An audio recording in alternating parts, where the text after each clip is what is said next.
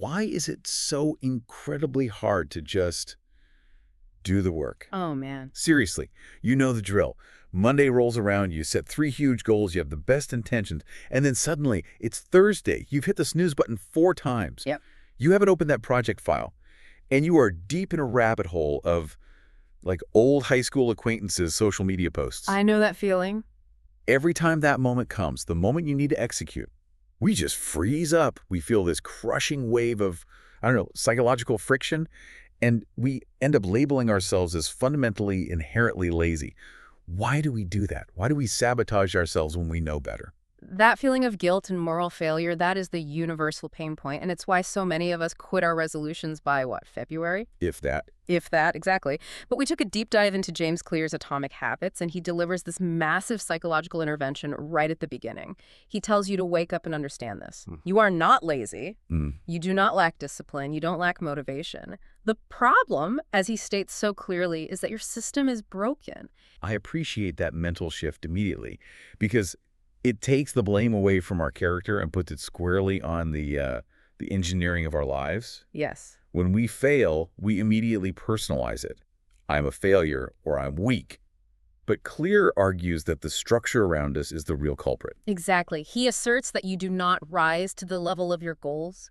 You inevitably fall to the level of your systems. Wow. Think about it. We spend 90% of our mental energy focused on the destination, the outcome, the mountain peak, when we should be spending 90% of our effort optimizing the tiny automatic steps that make up the path to the summit. Okay.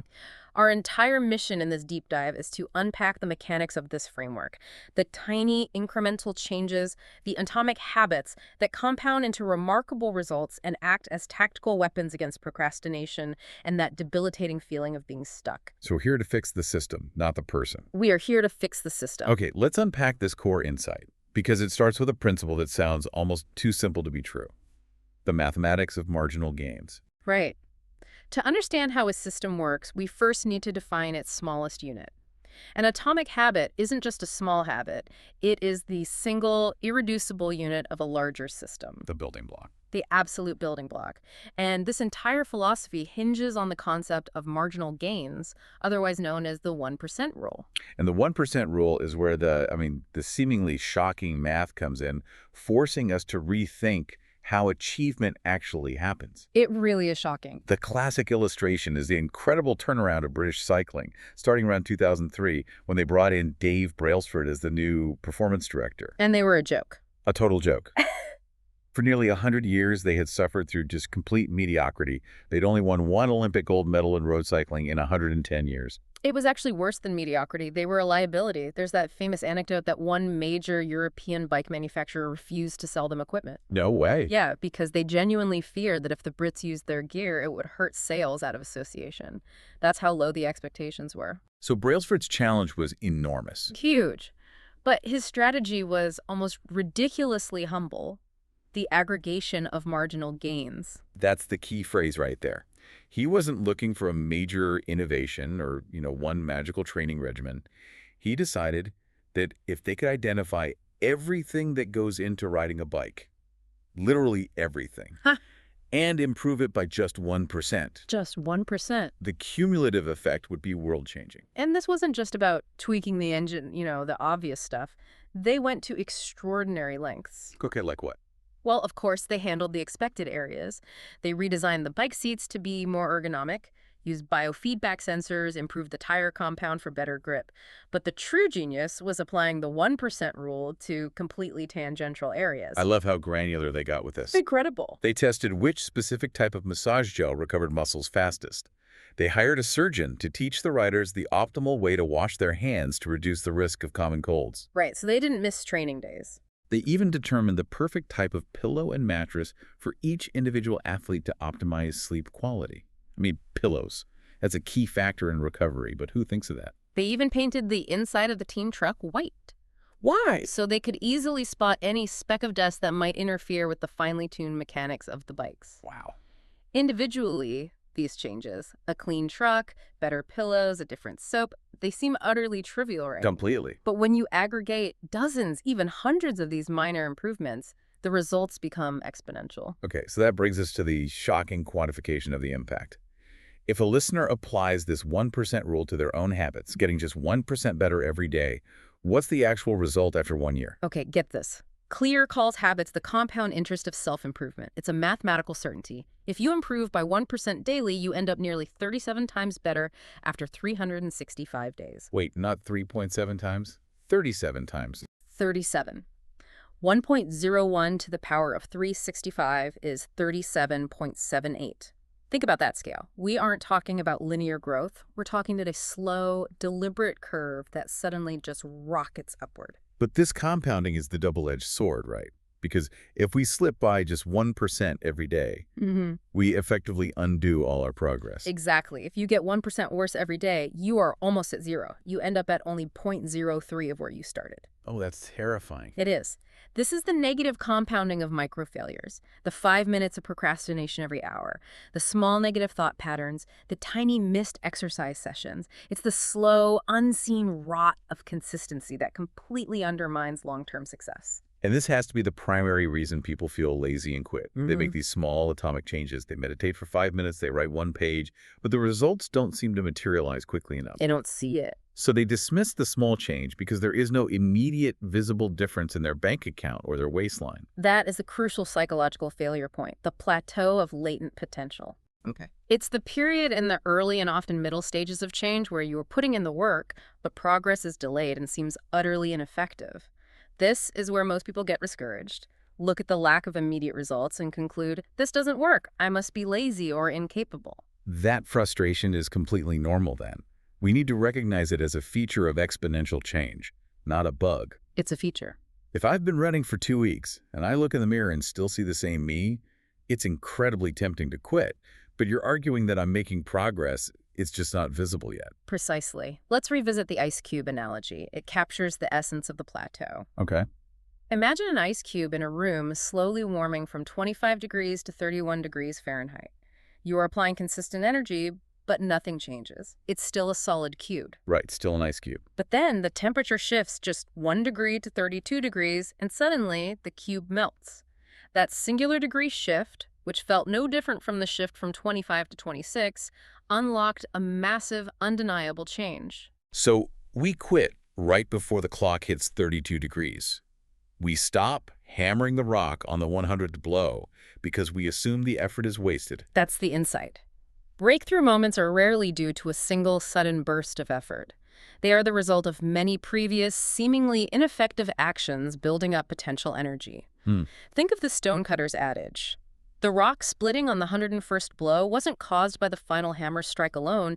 It was the accumulation of the previous 100. Right. So your job, our listener, is to stop focusing on the immediate result and simply trust the trajectory, understanding that mastery requires patience to push through that plateau. Trusting the trajectory brings us to the biggest mental flip of the entire framework. Forget the goal. Focus on the system. Yes. We are so conditioned to be outcome-based. I need to hit 10K subscribers, or I want to lose 30 pounds by summer. Clear fundamentally challenges this focus on outcomes. If your goal is to win a championship, what happens after you win? Do you just stop? Yeah, you see that all the time. He suggests that the purpose of setting goals is to win the game, but the purpose of building systems is to continue playing the game indefinitely. True long-term thinking is goalless thinking, focused on the cycle of endless refinement and continuous improvement. And if we look at real life, we see this constantly. Say you clean your house aggressively for 1 day to hit the goal of having a clean house. Right. If your system for managing clutter, dishes, and laundry hasn't changed, the house will be messy again within a week. Guaranteed. Outcomes are merely a lagging measure of your habits. Your net worth today is a lagging measure of your financial habits from the past decade. Your current fitness level is a lagging measure of your eating and exercise habits. If you want to predict where you will end up in life, you must look at your current path, your current trajectory, not your current status. That's the core distinction we need to hammer home. A person who is currently broke but has instituted a system of saving 10% of every paycheck is on an excellent trajectory, even if their current results are poor. A fantastic trajectory. Conversely, a high earner who consistently spends more than they make is on a disastrous path. Yeah. So this is why we say you're not lazy. Yeah. You just need to shift from desperately trying to fix the outcome to mastering the system's atomic building blocks. And that leads us perfectly to the deepest layer of the system, Yeah. Your identity. So if the system is the path we walk, why is identity the actual foundation of that path, rather than just the first step? Why can't I just change the process and skip the identity work? Because systems are only sustainable if they are integrated into who you believe you are. Clear organizes change into 3 layers: outcome, process, and identity. Yeah. Outcome is what you get. Process is what you do. Identity is what you believe. The critical error most people make is focusing their change effort from the outside in, starting with the outcome. Right. They say, I want to lose 20 pounds. Then they try to create a process like a diet. And when the diet gets hard or they miss a day, what happens? They say, well, I guess I'm not a dieter, and they quit, reinforcing the old identity. Right back where you started. Exactly. Identity-based habits require us to change the direction of change, shifting from the inside out. Instead of focusing on the outcome, I want to run a marathon, the focus must become the identity, I want to become a runner. I find the concept that every action you take is a vote for the type of person you wish to become. I mean, that is profoundly powerful. It reframes every single choice, no matter how small. It does. Think of it as accumulating evidence. You are gathering proof for yourself. If you write one sentence today, that's one vote for I am a writer. If you meditate for 1 minute, that's one vote for I am a calm, mindful person. That accumulation of small votes provides the psychological evidence necessary to establish a new, durable identity. But doesn't this require us to be like a little delusional at first? If I'm an out-of-shape smoker and I say I am an athlete, am I not just lying to myself until I become that person? It's not about lying, it's about making micro-commitments to the future you.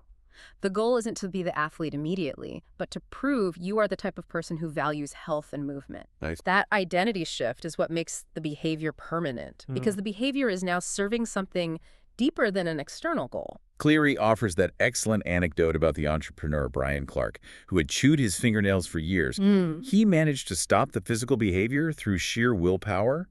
But what truly solidified the change? It was the identity confirmation. Once he stopped chewing, he asked his wife to book him his first ever manicure. A manicure? Yeah. Now, the manicure itself wasn't the habit, but the outcome, having attractive, well-cared-for nails, gave him immediate external pride. He was no longer just not chewing. He now actively identified as a person who maintains his nails. So that shift from avoiding a bad habit to embracing a positive identity made the change irreversible. Exactly. So the actionable strategy here is to shift the question away from the outcome. Don't ask, how do I do this huge, intimidating thing? Right. Ask, who is the type of person that could achieve the outcome I want? That's the entire mechanism for self-improvement. He mentions a friend who lost over 100 pounds. She succeeded by continually asking herself that simple question. What would a healthy person do in this situation? What would a healthy person do? Yeah. Would a healthy person opt for the stairs or the escalator? Would a healthy person order a burrito or a salad? By constantly voting for that identity, she eventually became that person, and the outcome followed. This deep identity layer feeds directly into the neurological reality of habits, which is the habit loop. Habits aren't random actions. There are high-speed, automated solutions running constantly in the background. Yes. They are reliable, automated solutions to recurring problems or stresses in our environment. And the underlying neurological structure that runs every single habit is a 4-stage feedback loop. Cue, craving, response, and reward. Cue, craving, response, reward. This loop runs constantly, reinforcing behaviors both good and bad. The cue is the trigger, the environmental signal. The craving is the motivational force, the want that is generated. Right. The response is the actual action you take. And the reward is critical because it satisfies the craving and provides feedback to the brain, telling it, this action was useful. Catalog this loop and repeat it faster next time. And that loop is always optimizing for speed, often unconsciously. Our brain is a prediction machine, constantly cataloging the events that preceded a successful reward. Think of the classic animal studies, like Thorndike's cat, which learned to hit the lever faster and faster to escape the box and get food. The cat isn't contemplating physics, it's automating a sequence of behavior based on reward prediction. And this explains why bad habits stick so hard, right? Because the cues become invisible and the loop is completed before we can inject any conscious thought. Precisely. If you are trying to cut back on television, the remote being next to the couch is the non-conscious cue. If you are trying to eat healthier, the bowl of snacks on the kitchen counter is the non-conscious cue. And those cues trigger cravings without you even deciding to have a craving. Willpower never even enters the equation. This is why the first law of behavior change is all about wresting control back from the non-conscious autopilot. Which is, make it obvious. Make it obvious. We simply cannot change what we are not aware of. As Carl Jung wisely stated, until you make the unconscious conscious, it will direct your life and you will call it fate. Wow. This awareness is the absolute precursor to action. This is the critical step in dissolving the feeling of laziness. We think we are choosing to procrastinate, but often the habit loop is so ingrained that the behavior is purely automatic. Right, like that retail clerk Clear mentions who, after running a string of gift card transactions, instinctively cut up the customer's legitimate credit card on autopilot. Oh, it's brutal. It is. So the very first tactical tool is the habit scorecard. Okay.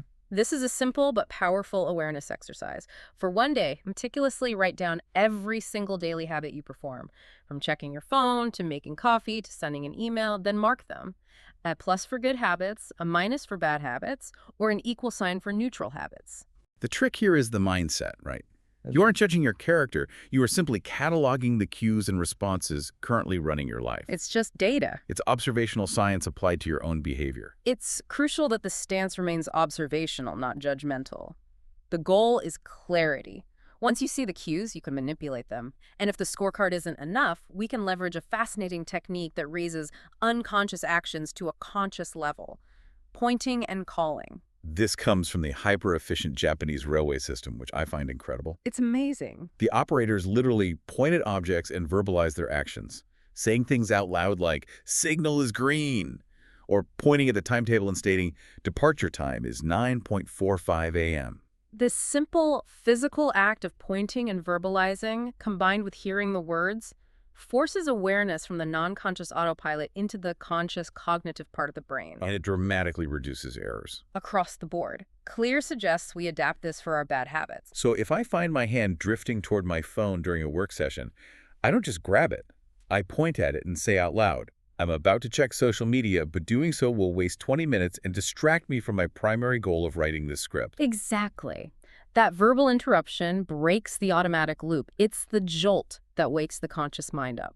And that increased visibility, that clarity, is often the cure for what we think is a lack of motivation. Yes. When we are vague, "I want to exercise more," we leave too much up to our limited willpower. Willpower is finite.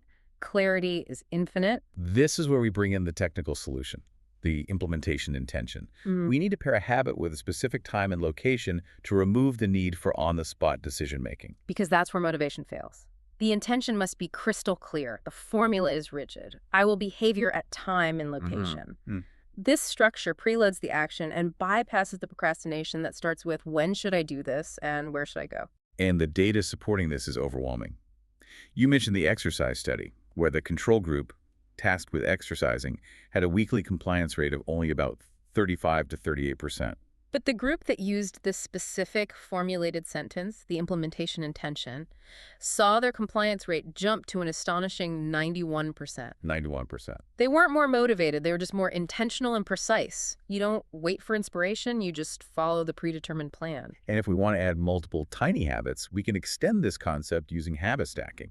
Right, which leverages the Diderot effect, the psychological tendency for one new purchase or action to cue the purchase or action of several subsequent ones. So we are piggybacking the new habit onto a current, unshakable one that is already automatic. Exactly. The formula here is, after current habit, I will new habit. So instead of saying, "I'll remember to take my vitamins sometime today," you say, After I drink my first glass of water in the morning, I will take my vitamins. "Got it."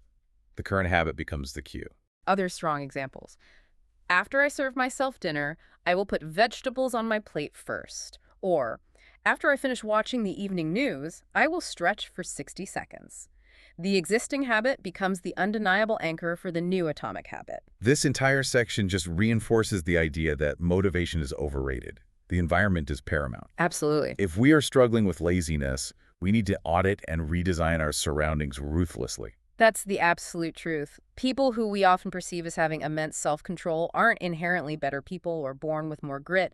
They are simply superior at structuring their lives so they spend less time in tempting situations. It is always easier to avoid temptation than to resist it repeatedly. Always. The historical example, the Vietnam War addiction crisis, is the definitive proof of this. Over 15% of U.S. soldiers there were confirmed heroin addicts. And conventional wisdom predicted a massive relapse rate upon return to the U.S. But 9 out of 10 soldiers who used heroin in Vietnam did not relapse when they returned home. And the reason was environmental control. They returned to an environment devoid of the cues that triggered the craving. No combat stress, no availability, no immediate access. The environment dictated the behavior. Wow. So to harness this for good, we must proactively design our environment for success and make good habits obvious. The hospital cafeteria study led by Dr. Ann Thorndike is such an elegant demonstration of this. They didn't host seminars on healthy eating, they just changed the physical layout. They quietly added bottled water to the refrigerators next to the cash registers, where only soda had been before, and placed large baskets of water throughout the room. And the result? Immediate and profound. Water sales increased by 25.8%, while soda sales dropped by 11.4%. They chose the healthier product not because they were motivated, but because the healthy choice was now the most obvious, easiest one to reach. So the lesson is simple. Visual cues are the greatest catalyst of human behavior. Because about half the brain's resources are dedicated to sight. So make the desired behavior visible. If you want to practice guitar, don't store it in a case in the closet. Leave it out on a stand in the middle of the living room. And conversely, to combat bad habits, the inversion of the first law, you must make it invisible. Reduce exposure to the cue? Yep. If checking social media is your biggest time sink, delete the apps from your home screen. Better yet, delete them entirely from your phone. Put your TV remote in a drawer instead of next to the couch. What if you live in a small space, like an apartment, where you can't physically separate your environments easily? Then you must employ the one space, one use mantra to redefine your environment and avoid mixing contexts. If your desk is strictly for work, it should not be where you read magazines, pay bills, or play video games. Because when you mix contexts, the easier, more tempting habits usually win out. The brain doesn't know what to predict when you sit down. A specific context cues a specific response. This upfront environmental setup feels like a lot of work just to start, but the effort is worth it because the engineered system removes the constant draining need for willpower later on. You're building systems to automatically win the battle against procrastination and friction, which is the perfect segue to the third law. Which is, make it easy. Make it easy. We must first recognize and respect the law of least effort. Our brain, being the highly efficient machine it is wired to conserve energy whenever possible. So, when faced with two similar options, people will always gravitate toward the one that requires the least amount of work. The least amount of friction. So this is where we stop relying on some mythical internal grid and start relying on optimization and engineering. The strategy is clear. Reduce the friction associated with good habits until they are almost effortless to start. The Japanese concept of lean production is the model here. Factories focused entirely on eliminating wasted effort, what we call addition by subtraction. Addition by subtraction. They redesigned workspaces so workers didn't have to waste even a quarter of a second twisting or reaching for tools. By removing every tiny point of friction, they dramatically increased efficiency and reliability. And we can apply this subtraction to our own lives. We subtract wasted effort, the friction, to add productivity. For instance, you are far more likely to go to the gym if it's already along your commute route than if it requires a special out-of-the-way trip. Right, that little bit of friction makes all the difference. Small changes in friction have enormous returns on compliance. The core idea is to create an environment where doing the right thing is the path of least resistance. And the most effective way to do this is to proactively reduce future effort by priming the environment for instant action. Priming is essentially future-proofing your good intentions. We need to set up the environment for immediate use, removing the startup friction for our future self. Like that developer, Oswald Knuckles, and his habit of resetting the room. Yeah. When he leaves his car, he immediately throws out any trash. When he finishes showering, he quickly wipes down the toilet while the steam is still present. So he's performing tiny, low-friction actions now to prepare the environment for the next time he needs it. He's reducing his future self's effort. That's genius because those tasks, like wiping down a mirror or cleaning the car, feel massive and irritating if you wait until they're totally grimy. But if you catch them at 1% dirtiness, the friction is negligible. It's the constant, subtle act of preparing the environment. So if your goal is to exercise at 6 a.m., lay out your workout clothes, shoes, gym bag and water bottle next to your bed the night before. By removing the friction of getting ready, you ensure that the only decision remaining in the morning is whether or not to walk out the door. We can also bypass friction permanently using technology and automation. This is the category of one-time actions. These are actions you take right now that perpetually benefit you without any further effort. Oh, I like those. Enrolling in an automatic savings plan or investment system is a one-time action that guarantees good financial habits forever. Buying blackout curtains for better sleep quality is a one-time action. Using an app blocker on your computer during work hours. That's a huge one. These leverage technology to automate complex or infrequent tasks, freeing up our mental energy for higher-level creative tasks that actually require willpower. All of this effort to reduce friction culminates in the single most important tactical strategy for overcoming procrastination: the 2-minute rule. Yes, this rule shifts the focus entirely. It's about stopping procrastination by mastering the act of showing up, not mastering the intensity of the performance. Okay, let's drill down on this. If my goal is to write a 1,000-word essay, what is the 2-minute version? The 2-minute rule says you scale down any habit to a 2-minute version of itself. The goal of the first 2 minutes is just to begin. So if the goal is write a 1,000-word essay, the 2-minute version is open the document and write the title. If the goal is run 3 miles, the 2-minute version is tie my running shoes. But does doing only 2 minutes actually accomplish anything meaningful? Or is this just psychological trickery to make us feel better about ourselves? It's the most powerful form of psychological trickery there is, because the goal of the initial 2 minutes is not the outcome. It is to master the entry point and reinforce the identity. It is better to do less than you hoped than to do nothing at all, because the act of showing up guarantees momentum. We see this with the dancer and choreographer Twyla Tharp. Her ritual for her intense 2-hour morning workout wasn't the workout itself. No. The ritual was simply hailing the cab to take her to the gym. Hailing the cab is the quintessential gateway habit. The moment she told the driver where to go, the ritual was complete and the rest became inevitable. The momentum takes over. Once you change into your workout clothes, the workout is highly likely to happen. Once you open the blank document and write the title, the writing has officially begun. The focus is simply on taking that small first action that guarantees the start. And again, this intensely reinforces the new identity. If I only perform one push-up, I'm casting a vote for I am an exerciser. Yes. I am focusing on becoming the type of person who doesn't miss workouts, rather than worrying about the immediate shape of my body. Consistency is paramount, and the 2-minute rule is the weapon of consistency. We've now made the habit obvious and easy, but there is one final, brutal challenge, especially with good habits. The payoff is delayed. And that lack of immediate satisfaction kills consistency. Which is why we need the 4th law. Make it satisfying. Make it satisfying. The cardinal rule of behavior change is a direct reflection of human neurology. What is immediately rewarded is repeated. What is immediately punished is avoided. The problem is that we live in a delayed return environment. I work today, but the paycheck comes in 2 weeks. I practice the piano for an hour, but the mastery of the piece takes 6 months. I save money now, but the benefit retirement security is decades away. Right. And our brain is not wired for decades. It's wired for the immediate return environment of our Paleolithic ancestors. They focused on securing the next meal or finding immediate shelter. Our brain evolved to heavily prefer quick payoffs to long-term ones. This is called time inconsistency, when we value immediate gratification over delayed, larger rewards. That time inconsistency is why bad habits are so powerful. Smoking might lead to lung disease in 10 years, but it provides immediate stress relief now. Overeating provides immediate sensory pleasure.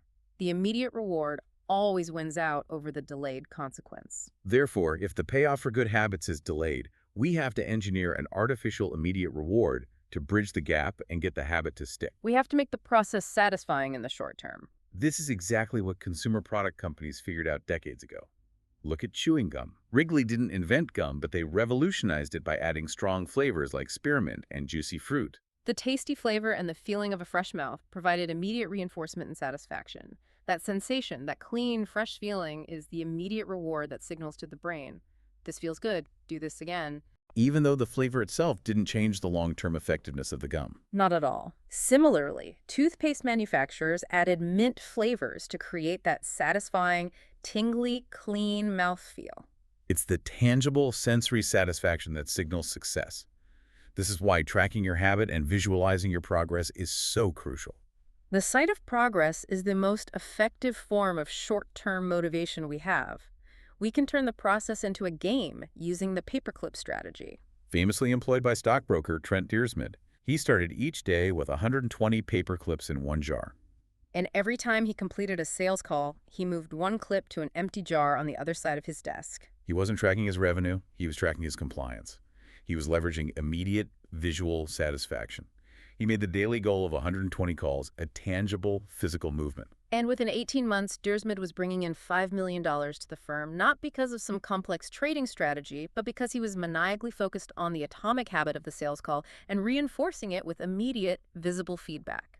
This visual progress connects us to the mantra, never break the chain. That phrase, attributed to comedian Jerry Seinfeld's joke writing strategy, is powerful. Using a calendar to check off every day you perform a habit, whether it's writing or exercising, makes the behavior obvious, attractive, and immediately satisfying because you see the unbroken line of successes building up. Now, we must address the hardest category, avoidance habits. These are the behaviors where you intentionally don't do something like resisting the urge to check email on vacation or avoiding frivolous spending. Avoidance is so difficult because when you successfully avoid a bad behavior, there is no action, and thus no natural immediate reward or feeling of satisfaction. You just feel deprived, not rewarded. Exactly. So the strategy is to invent satisfaction by finding a way to make avoidance visible. You need to create an artificial immediate reward that aligns with your desired identity. The actionable solution here is the financial example. You set up a separate savings account and label it for a desired long-term goal, like trip to Europe or future home down payment.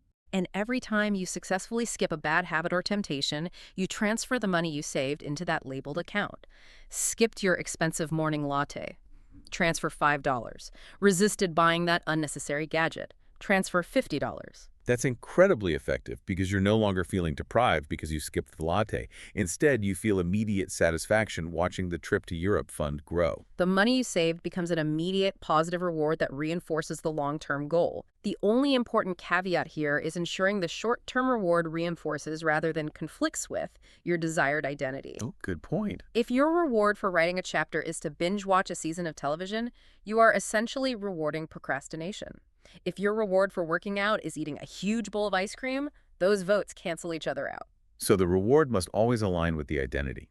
If you identify as a healthy, body-caring person, a reward could be a professional massage or a new piece of high-quality athletic gear. If you identify as a writer, a reward could be setting aside an hour to read a book you've been looking forward to. The immediate satisfaction must feed the long-term vision. What we have achieved here is the complete dismantling of the idea that you, the listener, are lazy. Laziness is not a moral failing. No. It is a predictable symptom of systems that rely too heavily on willpower, have too much friction, contain invisible cues, or provide delayed satisfaction. By using the 4 laws, make it obvious, make it attractive, make it easy, make it satisfying, we install a system where success becomes the default setting. The fundamental shift is from outcome to process and identity. You truly do become your habits, and every single action you take, no matter how tiny, is a vote for who you are becoming. But once you've automated the system, once the atomic habits are humming and the initial surge of beginner gain starts rolling in, success creates a new and unexpected challenge. Boredom. Boredom. That's right.